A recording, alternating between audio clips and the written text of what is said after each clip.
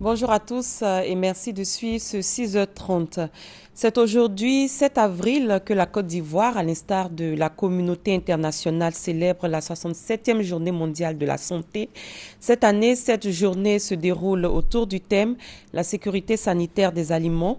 Je vous propose d'écouter le message du gouvernement porté par le ministre de la Santé et de la lutte contre le sida, Marie-Laure Magnessé, Victoria Ngwa.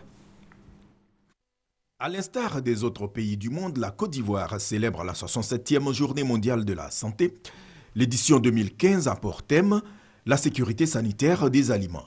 Selon l'Organisation mondiale de la santé, près de 2 millions de décès sont dus à la consommation des aliments de mauvaise qualité dans le monde. Le gouvernement ivoirien réitère ses actions pour la sécurité alimentaire. La Côte d'Ivoire a mis en place un système d'alerte et de surveillance et mène des actions d'envergure pour assurer une meilleure protection de ces populations. Aussi, assure-t-elle la coordination d'un projet multisectoriel sur la sécurité sanitaire des aliments vendus dans les rues. Aliments mal conservés, avariés, exposés aux mouches et à la poussière sont entre autres facteurs qui font peser des menaces réelles sur la sécurité sanitaire des aliments. Les initiatives du gouvernement ne peuvent porter des fruits sans l'adhésion des populations. Votre adhésion doit nécessairement se traduire par l'adoption d'attitudes et de comportements favorables à une bonne santé, à savoir protéger les aliments mis en vente et destinés à la consommation, maintenir les aliments à bonne température, utiliser les produits de bonne qualité pour la préparation des aliments et surtout, vérifier les dates de péremption qui se trouvent sur les conserves. Le ministère de la Santé lance donc un appel à l'appropriation du concept « Ma vie, ma santé ». Chaque Ivoirien doit faire de la sécurité alimentaire son quotidien. Faisons un tour au Salon international de l'agriculture et des ressources animales. La journée du lundi 6 avril a été consacrée au Mali. Juliette Weya nous en dit plus. Le Mali montre son savoir-faire au Salon de l'agriculture et des ressources animales 2015. Il s'agit de présenter ses richesses agro-pastorales et également de nouer des partenariats avec des investisseurs étrangers. Le pays regorge en effet d'importantes potentialités, notamment 43,7 millions d'hectares de terrains utilisables pour l'agriculture et l'élevage. Le Mali, il pèse aujourd'hui plus de 10 millions de bovins, plus de 24 millions de petits ruminants, plus d'1 million de dromadaires.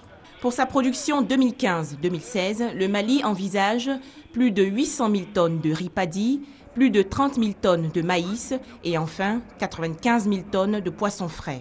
Cependant, beaucoup reste à faire pour atteindre l'autosuffisance. Le hic que nous avons à ce niveau, c'est la transformation de ce secteur bétail sur pied en viande. Nous avons l'analphabétisme, mais des efforts sont en train d'être consentis avec la création des directions de l'alphabétisation. À travers le Salon de l'agriculture et des ressources animales 2015, le Mali espère relancer sa coopération avec la Côte d'Ivoire. Les échanges s'étaient aménagés à un moment donné pendant la crise, mais elles sont reparties de plus belle. Une raison à ça, c'est que la Côte d'Ivoire demeure un marché destinataire principal pour les produits animaux du Mali. Et nous dépendons souvent de la Côte d'Ivoire pendant la période de soudure pour le maïs. La délégation malienne va rester au Sahara 2015 jusqu'à sa clôture le 12 avril prochain pour nouer davantage de partenariats. Et ce mardi 7 avril, le Salon international de l'agriculture et des ressources animales mettra à l'honneur la France. Et toujours dans le cadre du Sahara 2015, le ministère de la Production animale et des ressources halieutiques a initié une nouvelle pratique dans la production animale. Il effectue des croisements entre plusieurs espèces bovines. Juliette Weyer. La production de bovins en Côte d'Ivoire couvre 23,4% de la consommation nationale. Pour accroître ce rendement jugé insuffisant, le ministère de la Production animale et des ressources halieutiques réalise des croisements entre le cheptel local et celui issu de l'Europe, notamment les races limousines, charolaises et montbéliardes de France. Le résultat obtenu est un hybride. Le Salon de l'agriculture et des ressources animales 2015 a été l'occasion pour le ministre Kobena Kwasi Adjumani de visiter et de présenter ces bovins issus de croisements. La race charolaise, qui est une race à viande, essentiellement à viande. Ils ont pratiquement 1 an, mais vous voyez qu'à 1 an, ils ont près de 450 kilos. Les limousines qui sont à côté de moi sont également une race à viande. Les Montbéliardes sont une race mixte. Elles produisent de la viande, mais elles produisent beaucoup de lait. Nous avons fait des croisements. Ça nous a donné aussi des types d'animaux robustes, même s'ils ne peuvent pas égaler ceux qui sont arrivés d'Europe, mais il y a une ressemblance telle que nous sommes déjà satisfaits. La Côte d'Ivoire a également réalisé des croisements entre son cheptel et l'Azawak, race bovine du Niger, reconnue pour sa capacité d'adaptation aux conditions climatiques difficiles. Le ministère de la Production animale et des ressources halieutiques rassure que ces différents hybrides pourront à leur tour se reproduire. Après cette phase de croisement, les bovins obtenus seront rétrocédés aux éleveurs du Nord, cette région disposant de nombreux atouts favorables à l'élevage de bovins. Et le secteur de l'agribusiness offre des opportunités pour générer des emplois. Et déjà, plus de 656 000 emplois ont été créés en 2 ans. Le gouvernement ivoirien prévoit pour sa part la création de plus de 2 millions d'emplois dans le secteur agricole. Adama Kone analyse la question dans ce reportage. 60% de la population active ivoirienne travaille dans le monde agricole. Dans le programme national d'investissement agricole PENIA, il est prévu la création de 2 400 000 emplois. En 2 années d'exécution de ce programme, les résultats sont palpables. Nous avons également fait le choix de relancer l'investissement agricole à travers un cadre de référence unique, le programme national d'investissement agricole, le PENIA, d'un montant de 2040 milliards de francs CFA, c'est-à-dire plus de 4 milliards de dollars, sur 5 ans. Nous sommes déjà à plus de 50% de mobilisation des investissements en seulement 2 années d'exécution de ce programme. Cela montre le regain d'intérêt des partenaires techniques et financiers ainsi que du secteur privé national et international pour le secteur agricole de notre pays. Nous avons créé pendant cette période précisément 656 456 emplois dans ce secteur, le domaine agricole halieutique. Il est clair que l'agriculture est un grand secteur pourvoyeur d'emplois. Cela peut s'apprécier à 3 niveaux. D'abord, le besoin de main-d'œuvre dans l'exploitation des plantations, ensuite dans la transformation et enfin la promotion commerciale des produits sortis d'usines. L'enthousiasme créé autour de l'industrialisation des produits agricoles donne de l'espoir à la création d'emplois. 30% de la richesse nationale ou produit intérieur brut PIB proviennent de l'agriculture. Mais les produits manufacturés ne génèrent que 3% du PIB. Un défi que le gouvernement veut transformer en avantage, en passant d'une économie primaire basée sur la vente des produits bruts à une économie agricole secondaire où l'agribusiness vient donner un nouveau souffle au secteur agricole. C'est que la richesse se trouve dans la valeur ajoutée. Tenez, 100 grammes de cacao coûtent en moyenne 80 francs CFA. Ces 100 grammes transformés en chocolat donnent une tablette de gamme moyenne de 900 francs CFA, soit plus de 10 fois plus cher que le produit brut. L'agro-industrie est assurément le socle d'une politique de lutte contre le chômage. Un chocolatier français a déjà annoncé les couleurs. Il ouvre son usine le 18 mai prochain, en Côte d'Ivoire. La 3e édition du Grand Jury de la publicité africaine a pris fin samedi dernier. C'était l'occasion pour les organisateurs de célébrer la créativité et de susciter de nouveaux talents dans le domaine de la publicité, nous disent Godefroy Okambawa et Jean-Louis Gbangbo. Je suis très content d'être récompensé. Et je pense que, je disais à mes amis que je suis né dans la bonne génération, mais je pense que aussi je suis dans une bonne équipe. Et c'est un travail d'équipe. Et toute l'équipe est récompensée, c'est une joie pour nous. Pour ce grand rendez-vous des professionnels de la publicité, c'est lui le meilleur. et sa distinction cadre parfaitement avec l'innovation du grand jury de la publicité africaine, GJPA, pour cette année. Après 2 éditions, ce concours qui s'est ouvert à d'autres pays africains honore les jeunes talents. Nous avons constaté qu'il n'y avait pas de plateforme de célébration et reconnaître le mérite de ces agences. Nous avons décidé pour notre 3e édition de célébrer les précurseurs de la publicité. Des meilleurs réalisateurs aux meilleurs teams créatifs, en passant par les meilleures affiches et les meilleurs spots, toutes les catégories de la publicité ont été primées à cette compétition. D'où l'intérêt du ministère de la Communication à soutenir de telles initiatives. Le secteur de la publicité, c'est un des secteurs clés auxquels le ministère de la Communication tient. Puisque ceux-là qui sont actuellement, qui font la publicité, qui sont en règle, subissent la concurrence déloyale de ceux qui ne sont pas en règle. Donc, il est normal que le ministère prenne des mesures afin d'aider ces régies publicitaires-là et ces agences de communication qui créent des emplois. Le grand jury de la publicité africaine, événement majeur consacré à la célébration de la créativité publicitaire, est à sa 3e édition.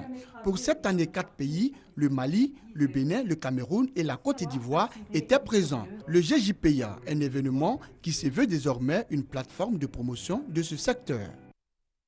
C'était plutôt le récit de Koné Pargasoro. Lors de la fête de Pâques, cette année, la génération Bloussoué a pris le pouvoir pour au moins 30 ans. C'était à la faveur de la fête de génération à Mossou. La cérémonie avait pour parrain le ministre d'État, ministre de l'Intérieur et de la Sécurité, Ahmed Bakayoko. Ami Sissoko. Parade en pirogue et danse guerrière. Voilà les 2 temps forts de cette fête annuelle. Nous sommes à la traditionnelle fête de génération de Béini à Moossou, ce village situé au nord-est de Grand Bassam.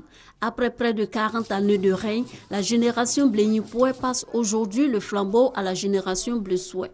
À partir de ce lundi de Pâques, c'est cette dernière qui va détenir le pouvoir exécutif à Moossou pendant au moins 30 ans. Ici à Moossou, on a tendance à dire que le roi règne, mais ne gouverne pas. C'est les générations qui gouvernent, qui ont le pouvoir exécutif, c'est-à-dire qui prennent les grandes décisions, les lois, tout ça là.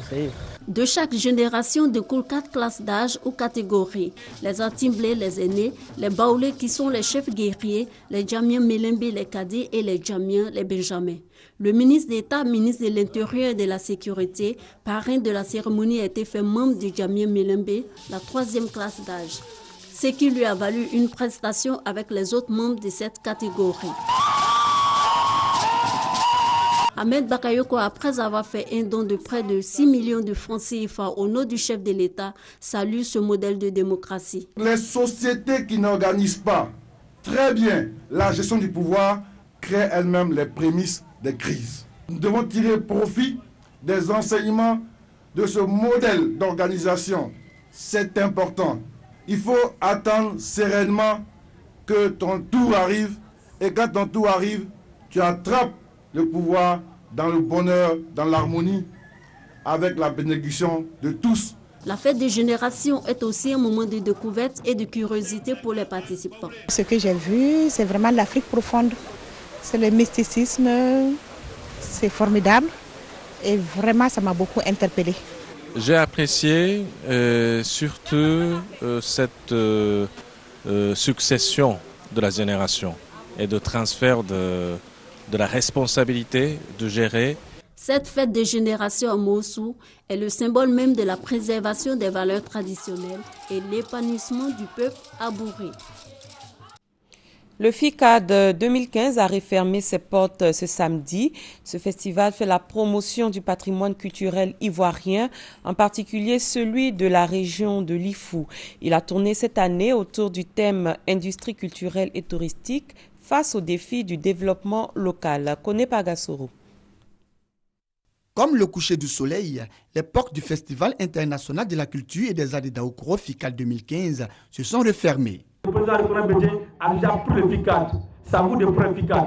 C'est venu par moi peut-être. Ça va partir plus. Je confie le FICAD d'Aoukro. Autorités administratives et coutumières, cadres et élus de la région, tous étaient présents. Occasion pour Béatrice Dibi, représentant le ministre d'État, ministre des Affaires étrangères, Charles Kofi Dibi, parrain du FICAD 2015, d'encourager les organisateurs. C'est vraiment une portée sociale, mais surtout culturelle. Donc c'est pour les populations. C'est vraiment une belle fête qui, pour une fois, n'est pas une fête politique. C'est une fête pour les populations. Et donc, je voudrais vous remercier de participer vraiment et de jouer le jeu. Cette cérémonie a vu également la participation du maire de la commune d'Atekoubé, Dan Opolin, en sa qualité de président d'honneur. Les groupes traditionnels et les artistes ont fait montre de leur savoir-faire. Les danses traditionnelles d'Aswakro et de Benanou de Daoukro, le tam-tam parleur et la fanfare traditionnelle Ablapoku de Daoukro, le Zaouli de Mafla, invités spécial de cette 11e édition du FICAD, ont rivalisé d'ardeur.